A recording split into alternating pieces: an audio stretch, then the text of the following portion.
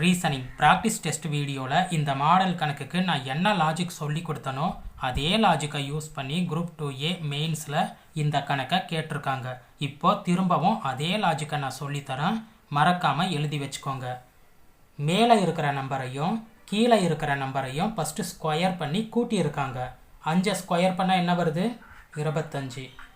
4 square பண்ணால் 16. ரெண்டுத்தையும் கூட்ட 41. அடுத்தது இந்த 2 நம்பரையும் ஸ்கொயர் பண்ணி கூட்டியிருக்காங்க. 3 ஸ்கொயர் பண்ணால் 9. 2 ஸ்கொயர் பண்ணால் 4. ரெண்டுத்தையும் கூட்ட 13 வருதா? இப்போது இது ரெண்டுத்தையும் கழிக்க என்ன நம்பர் பதிலாக வருதோ அதை தான் வட்டத்துக்குள்ளே கொடுத்துருக்காங்க. அவ்வளோதாங்க லாஜிக்கு. இப்போது இதே லாஜிக்கை யூஸ் பண்ணி இங்கே என்ன நம்பர் பதிலாக வரும்னு பார்க்கலாமா? ஃபஸ்ட்டு மேலே இருக்கிற நம்பரையும் கீழே இருக்கிற நம்பரையும் ஸ்கொயர் பண்ணி கூட்டிக்கலாம். 8 ஸ்கொயர் 64. 4 ஸ்கொயர் 16. 80 வருதா? அடுத்தது இது ரெண்டுத்தையும் 8 ஸ்கொயர் எவ்வளோ வருது? 64. இது தெரியாது, இதுதான் கண்டுபிடிக்கணும், அதனால் இதை விட்டுடலாம். அடுத்தது இதுவும் நமக்கு தெரியாது, இதையும் விட்டுடலாம். காரணம் 64ஓட கூட்ட இங்கே எந்த ஒரு நம்பரும் இல்லை, அதனால். சரியா? இப்போது மிச்சம் என்ன இருக்குது? இந்த 12 இருக்குது. அதை அப்படியே கொண்டு வந்து இங்கே எழுதிக்கலாமா?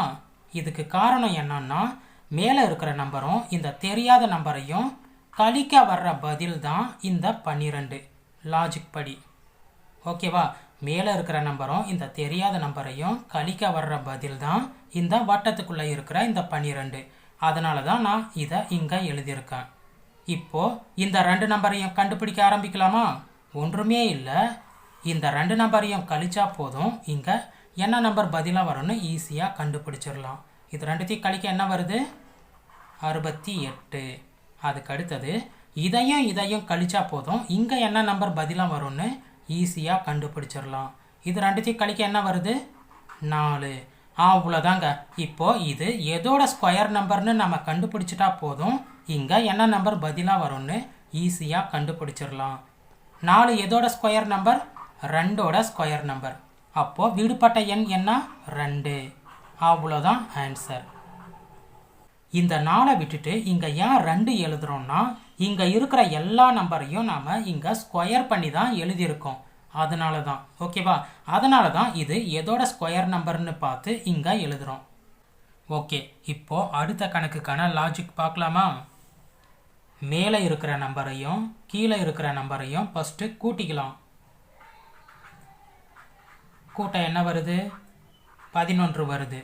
அடுத்தது இந்த 2 நம்பரையும் கூட்டிக்கலாம். இது ரெண்டுத்தையும் கூட்ட என்ன வருது? 8 வருதா? இப்போது இது ரெண்டுத்தையும் கழிச்சா போதும், வட்டத்துக்குள்ளே இருக்கிற அந்த நம்பர் வந்துடுது. இவ்வளோதாங்க லாஜிக்கே. சரியா?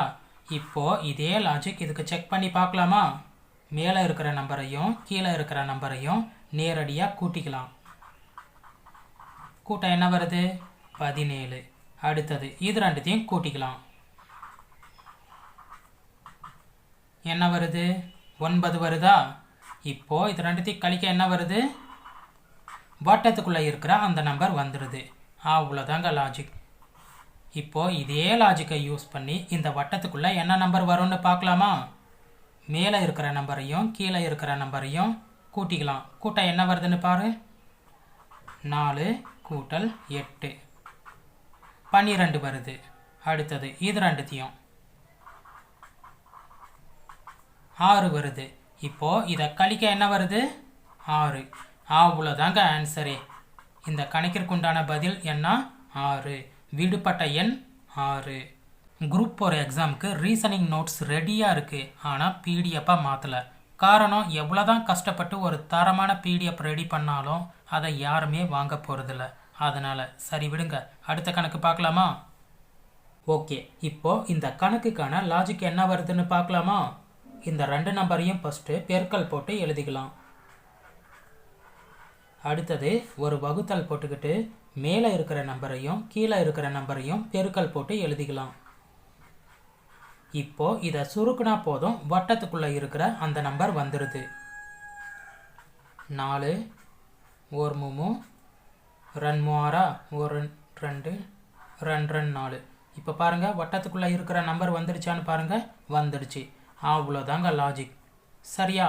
அதாவது இந்த 2 நம்பரையும் பெருக்க வர்ற பதிலையும் இந்த 2 நம்பரையும் பெருக்க வர்ற பதிலையும் வகுத்தா போதும், வட்டத்துக்குள்ளே இருக்கிற அந்த நம்பர் வந்துடுது.